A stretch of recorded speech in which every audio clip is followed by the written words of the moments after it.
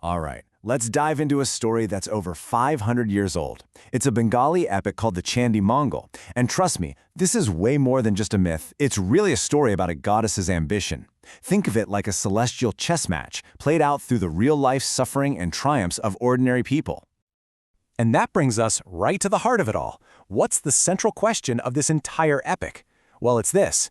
If you're a goddess, but nobody on Earth really knows who you are, how do you launch the ultimate divine marketing campaign to win over their devotion? This is the strategic problem Goddess Chandi is trying to solve. So, let's meet the mastermind of this whole operation. Our main character isn't actually human. She's a goddess, chilling in heaven, who decides she wants, a bigger following down on Earth. And this one single desire kicks off a huge, elaborate plan that is going to turn everybody's life upside down. So who is she? Goddess Chandi is a powerful folk deity, a form of the great mother goddess Durga. And while she's got respect up in the heavens, she feels like she's not getting her due on Earth. So she comes up with this grand plan, a divine play, if you will, to make sure her name is known by everyone, from the poorest of the poor to the richest of the rich. Okay, now this is the big reveal, the key twist in the whole story. The humans we're about to meet, they aren't just random people caught in the crossfire. They are actually cursed celestial beings, sent to Earth specifically to play a part in Chandi's game. From the hunter Kalaketu to the merchant's wife Phullara, their entire lives, their suffering, it's all preordained. They're basically divine pawns on her cosmic chessboard. But this story about divine games is rooted in some very, very real human pain. The poet who wrote this, Mukundaram Chakraborty, was actually fleeing from a tyrannical local ruler when he composed the epic. This quote, this is from his own life, his own experience of poverty and desperation, and you can feel how his suffering totally shaped the story, making Chandi not just some ambitious goddess, but a possible answer to the real injustices people were facing. So Chandi's plan begins at the absolute bottom of the social ladder. To prove just how powerful she is, her first move is to lift up the poorest of the poor. This is the first half of the epic, the story of the hunter. So we meet Kalaketu the hunter and his wife Phullara, and they're living in just crushing poverty. The poet goes into excruciating detail about their suffering in a part called the Baromasya, which means the 12 months of sorrow. I mean, it is a brutal, gut-wrenching description of a life with no food, a leaky roof, and not enough clothes for the winter. This isn't just a fantasy, it's a reflection of a very harsh reality for a lot of people back then. Kalaketu is so desperate, he's hunting so much that he's about to wipe out all the animals in the forest. And in this really famous scene, the animals themselves actually get together and pray to Chandi for help. The elephant complains he's too big to hide, the bear says he's just an innocent bystander. It's this plea from the animal kingdom that finally gets Chandi to step in directly.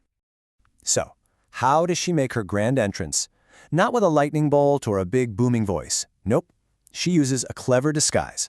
One day, Kalaketu is walking home with nothing to show for his hunt, and Chandi puts herself right in his path, as a magical golden iguana. Of course, he has absolutely no idea he's just picked up a goddess. And just like that, everything changes. The iguana produces a massive fortune, transforming this poor hunter into a king. He even founds a whole new city, promising it'll be free from the kind of oppression the poet himself ran from. But then, well, a classic human flaw kicks in. He gets drunk on his new power, becomes arrogant, and completely forgets about the goddess who gave him everything. A huge mistake. Okay, so she's proven she can lift up the lowly. Phase 1 complete. Now it's time for Phase 2 of her plan, humbling the mighty. This brings us to the second half of the epic, where she targets a guy who is the polar opposite of Kalaketu. The contrast here could not be more stark. On one side you had Kalaketu, a man with nothing, and on the other you have Dhanapati, the wealthiest merchant in the entire kingdom.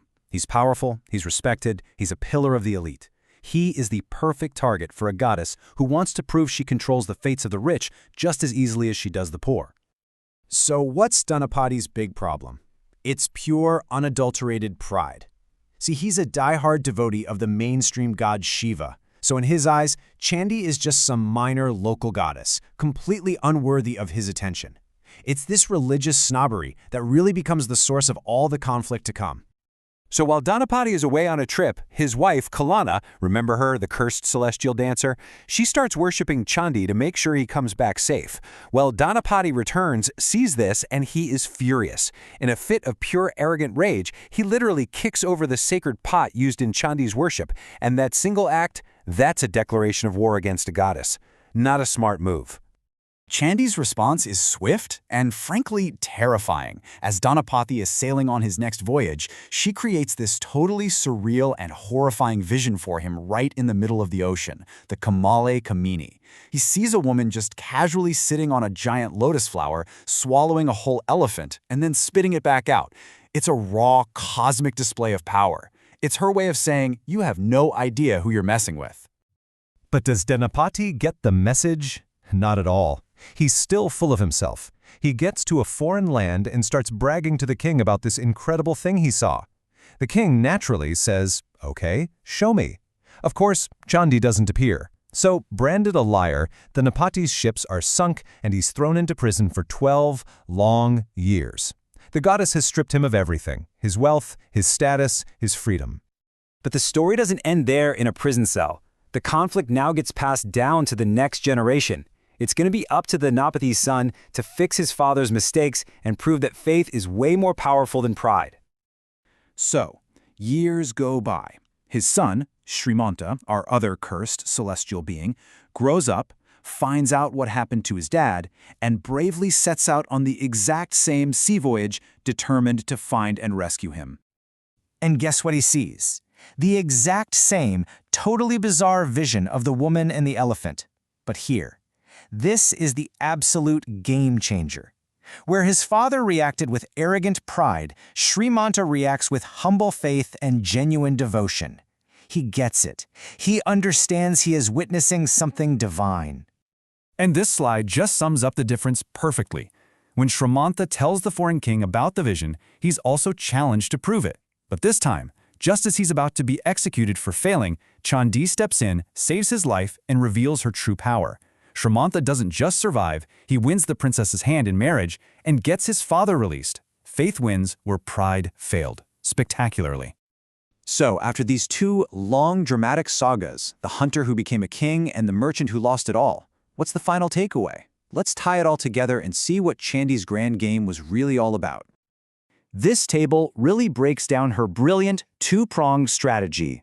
For the poor, she uses direct blessing. She gives them wealth to earn their worship. For the rich and powerful, she uses punishment. She takes their wealth away to break their pride. See? Two totally different paths, but both lead to the exact same destination, making sure everyone from top to bottom worships her. And it works. Dhanapati finally comes home a believer. Chandi's cult is now firmly established among the elite. Her mission on Earth is accomplished. And so all the cursed souls, Kalaketu, Kulana, Srimanta, they're finally released from their earthly roles and debt to go back to heaven. The divine play is over. The game is won. But all of this leaves us with one last, really provocative question, doesn't it? Who is Goddess Chandi, really? Is she a benevolent savior, answering the prayers of the poor and oppressed? Or is she a master manipulator, a cosmic strategist using human lives as pawns in her own grand game for power? The epic never gives us an easy answer, which I think is what makes it so fascinating.